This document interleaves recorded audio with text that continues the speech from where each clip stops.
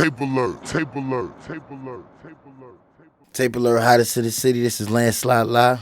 And today on the platform we have Sonny Heights, veteran engineer, producer. He's worked with Slow Bucks, many more in the industry. What's going on, brother? What's goody? How you doing, man? I'm great. How you? All right, man. How's life been treating you, bro? Man, life is great. I'm That's in a happy good. space right now. That's good, man. Mentally. That's good. That's You know what I'm always saying? important, man. Yeah. That's always Very important. important. Out here today, nowadays with the stress of living and the cost of living, should I say. Yeah, it's crazy. Yeah, especially living in New York. Absolutely. Absolutely. So tell us where you from, man. From Brooklyn, New York, Crown Heights. Crown Heights. Shout out to Crown Heights. Yep, Crown Heights. Where you at right now? Crown Heights, Brooklyn basement. That's what's up. Okay, so you from the old Crown Heights. The old Crown Heights. The old Crown Not the Heights. new Crown Heights. Yeah, not the new Crown Heights. Everybody walking around happy. Happy. Yeah, When man. it used to be ugly. Yeah, it used to be ugly. Real nasty work out here, man. Word, but that's what the culture was. It built us, man. Yeah, it made us. It definitely made us. How was it coming up, man, in Crown Heights, man? It was good coming up in Crown Heights. I learned a lot. It was wild. It used to be wild out here, crazy. Especially when the time when the blood shit hit the hood. Yeah, word. That's Talk when it about got- that. That's when it got wild. You was out here back then. Yeah, I was out here for all that. Old 31s. I was never Old blood, 31s, initiation. See, the blood now, but yeah, anybody That's can be a it. Nah. blood. back then, it was wild. Yeah. Motherfuckers getting cut left and right. But see, I came up with everybody who was blood. Like, most of the people was from my neighborhood that came, big homies and all that came from the island, brung that shit in. So, I never really had I always no said issues. when back in them days, you had to know how to fight to be a blood. You had to. Yeah. Bloods know how to. Any blood Bro, you they used seen to that do the old motherfucker 31s bending. right here in the park. Yeah. Right across the street in the park. I used to sit in front of my building and watch it like, yo, chicks, young boys, even some grown men. And I'm like, you know what I mean? Nah, facts. Word. Facts. All right, so coming up in them times, we came up with both parents. So Yeah, Just- both of my parents. that's what's up. American? Nah, Barbados. Barbados. Yeah. Oh, that's what's up. You was born here or you was born in Barbados? I was born here. Okay, that's dope. But, I spent a lot of time in Barbados. Oh, So word? I got best of both worlds. Like every summer, as soon as I get out of school, the next day, me and my mother was in a plane to Barbados. And I was in Barbados for probably a whole month. A month, and some change. Probably like the last of August, I'm back home here. But I used to look forward to the summer times. That's how it was. Like back in the days, it felt like, you ain't gonna be here with these crazy American kids. We out of here. Facts. Yeah, keep you out of Yeah. this. And plus, at them times, you seeing bloods fighting across the street. We out of here. School's out. real. We going. Yeah, but I was going. My mother was taking me to Barbados from the time when we used to live in a star. And even when I came here, then summer times turned out to be going to Canada. My father's side of the family is in Canada, so I spent the whole summer in Canada. What part of Canada was that? Montreal. Montreal. Yeah. You like out there? It's different. How's it different from out here? For those who ain't been there. It's different. Yeah. It's quiet, calm. But I got moments that I didn't even know they had like a hood. I went to the project. Like my cousin took me to like the projects. I'm like, this is a project? That projects is houses. The projects is buildings and shit like that. But they love New Yorkers. As soon as they see me, they was like, you from New York? I was like, yeah. How you dressed? They love New Yorkers. I heard they're a little sensitive out there. I was just talking to one of my viewers. Well, They're very I don't know. sensitive. Maybe now. Like now I was younger, so I wouldn't really know. Yeah. You know what I'm saying? But they probably are. That's what's up. Been to different countries. This dude's never left their block. Never left it. Bro, they got, that's like dudes in Far Rock. They got dudes from Far Rock who never been to Manhattan. They That's do crazy. everything in that section. That's crazy. I never knew until I used to go out to Far Rock. And dudes like, yo, I never been there. Like, what? You know what they say? If you're watching this, man, you go different places. You got different sights on things. So That's a fact. Make you moves. You get caught in a bubble. One train of thought. You know what I'm saying? That's why a lot of them think they could never get out of there. You know what I'm it's a new saying? day, though, man. It's Yeah. 2021. Get up, get out, get something. For real. Don't sit back, move around. That's what's up. So you left the Heights. I mean, you left the Star early. You came to Crown Heights. Yeah. Yeah. Ended up in Crown Heights.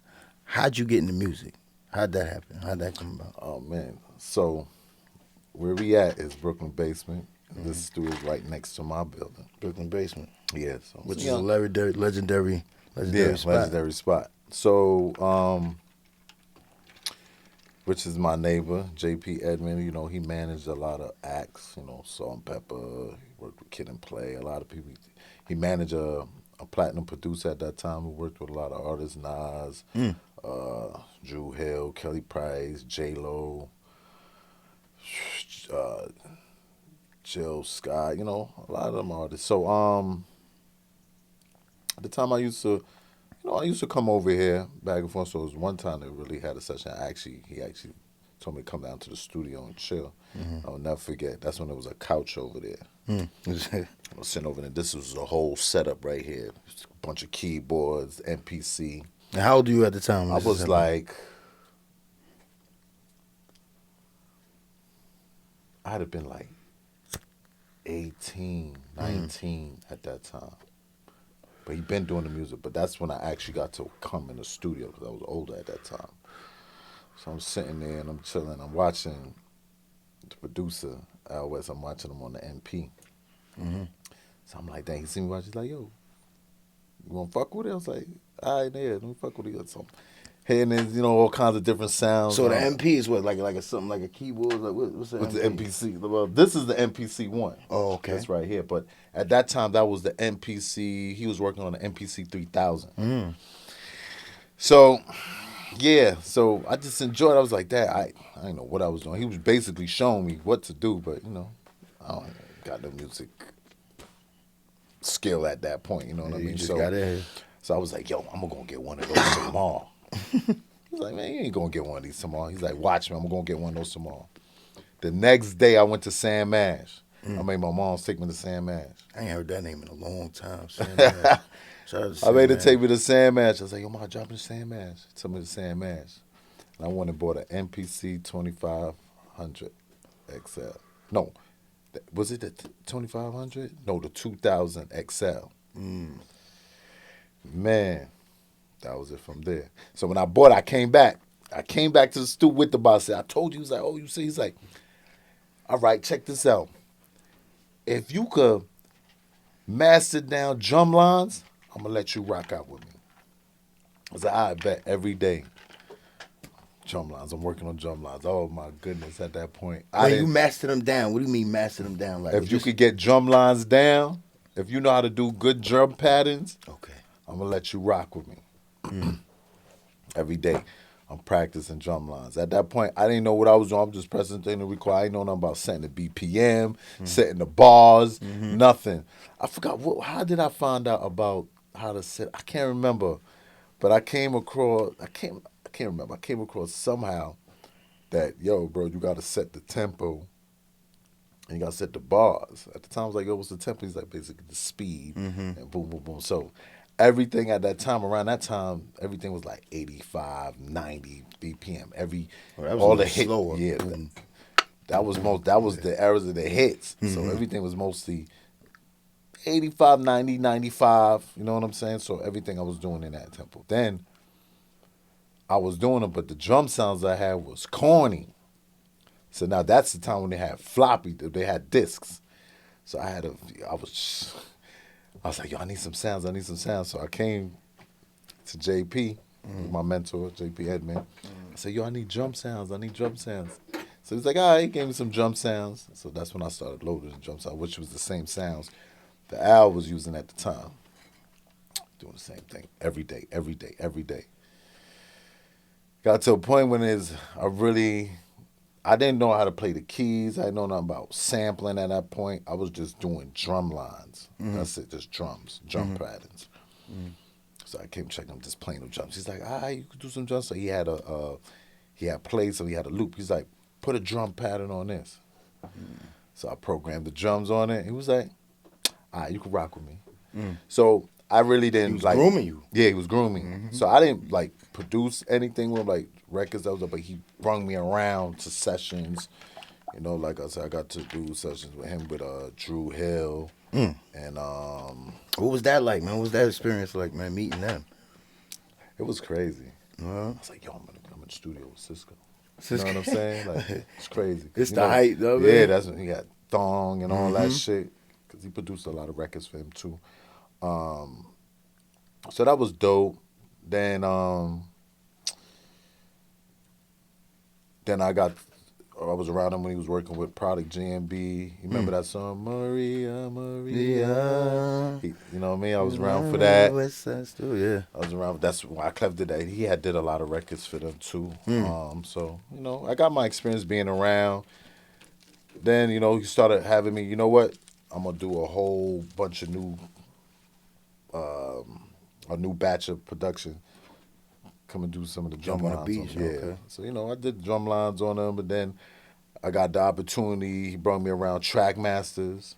I actually got to meet Tony Shout out Polk. to Tracksmasters World. They Yeah, from the shout out island. to shout Shout out out to to Track them. Masters. You remember them dudes was running summers.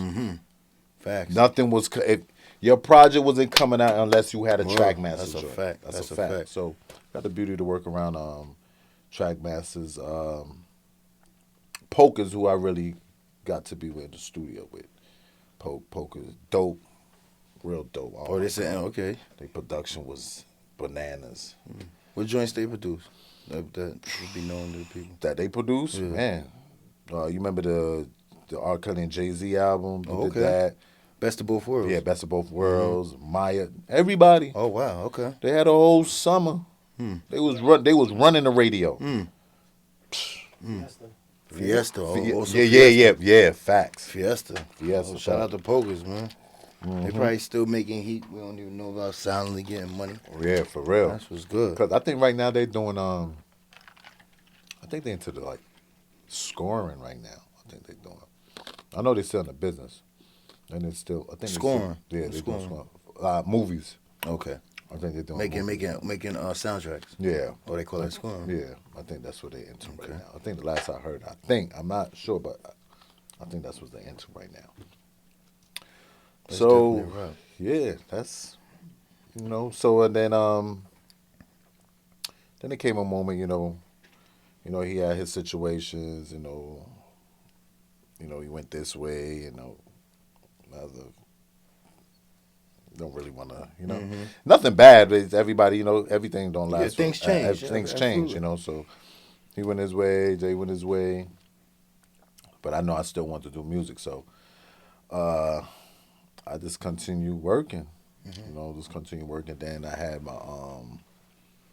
my first artist was my young boy, who's still my family. He's like a son to me. I won't even not little homie no more, but he's a big part of my, he plays a big part of my family too. So, which is go by Band Vito. Shout out to Ben Vito. I know the You brother. know what I mean? So that's when Ben Vito, what up?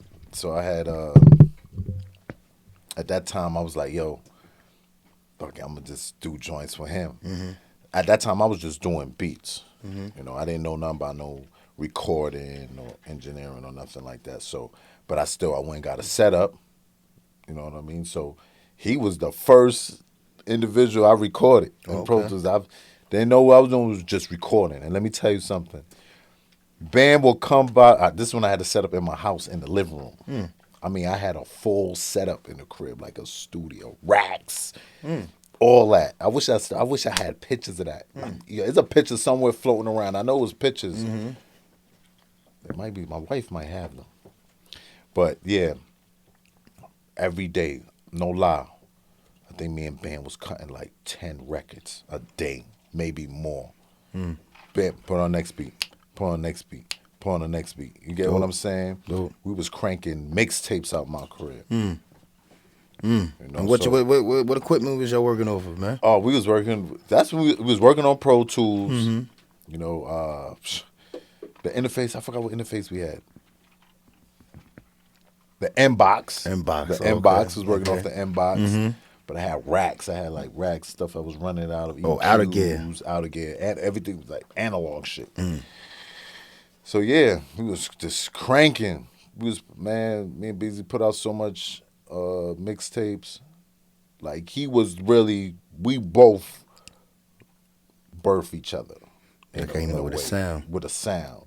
We grew together. You know what I mean? He's still out there doing this thing. Making fire music, working with some dope producers. Word, though. I'm one of them dudes. I don't care to shelter artists. You gotta grow. Still gotta grow.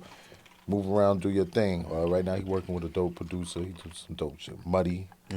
Muddy's a fire producer. He's next for the next generation that's coming. When it comes to that drill, like he got a fire record with 22 Gs right now too. Okay, sure. Yeah, shout out to Muddy. Where he from? He from Brooklyn. Yeah, he from Brooklyn. I go check him out. Yeah, Muddy from Brooklyn. Alright. So yeah, so we went for moving forward, and I'm linking with my man. We end up doing a company together. We opened up a little studio, which was down the block in the basement. So we was down there cranking out more music, with Bam. Shit, I was putting together compilation tapes, putting those out. What's that process like? Building a sound. How does one know when we get into the sound? Like, I guess what's that? The streets choose it, or I won't even say the streets will choose it. When you keep working at something, you're gonna find it. The main thing is don't follow somebody's sound. We all did it though. Coming up, we all did it. Like, because we didn't know what to do. We'll study somebody else and mimic what they're doing. But it comes to a point when you start finding a way you like to do things. You know what I'm saying? So you end up finding your sound. And I always tell dudes, especially producers who's coming up, like, work with an artist. Don't look to chase for placements. That's just my opinion right now, and in this time, because that's how I find my sound. I find my sound with Bam. You know what I mean? At the time, I was just mimicking who I hear and patterns or whatever, but I found my sound with Bam because Bam could rap over a damn pots and pans. Pots. So at that time, I'm experimenting and I was just finding my sound. You know, he just wanted to rap. Then most of the time, like, yeah, I like that. Then we'll just, all right, I'll just be making shit, and he just jump on it till a point I find a sound that works for me. You know what I mean?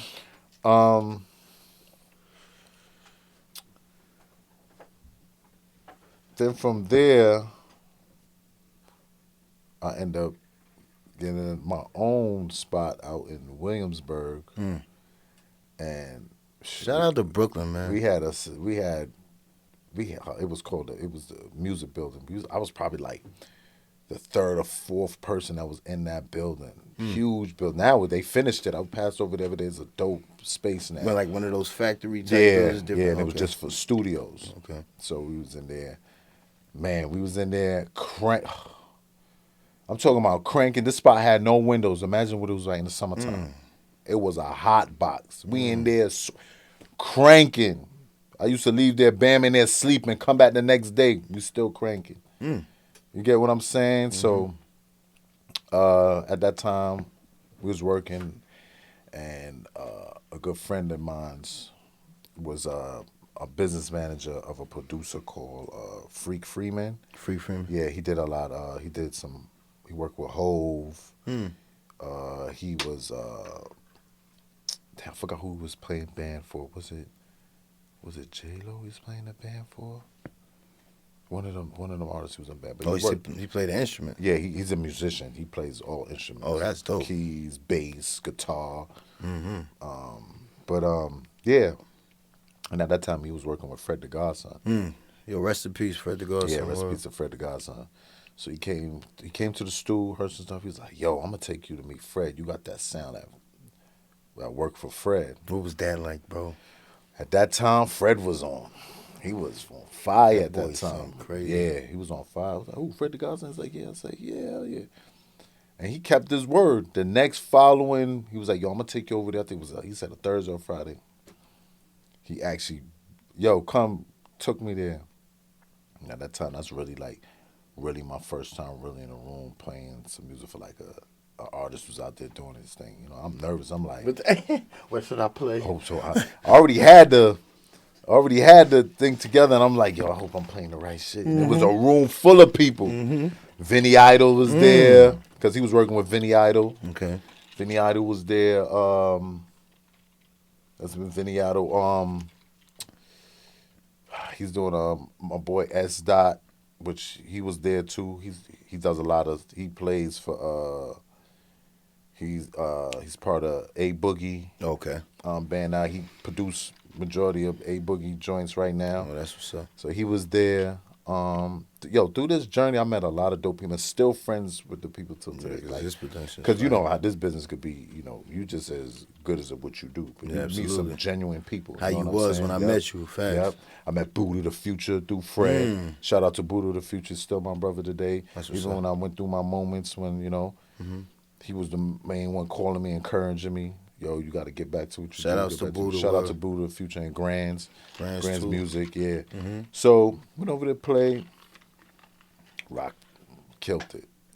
Fred was like, yo, I'm going to need you around. Tape alert, tape alert, tape alert, tape alert, tape alert.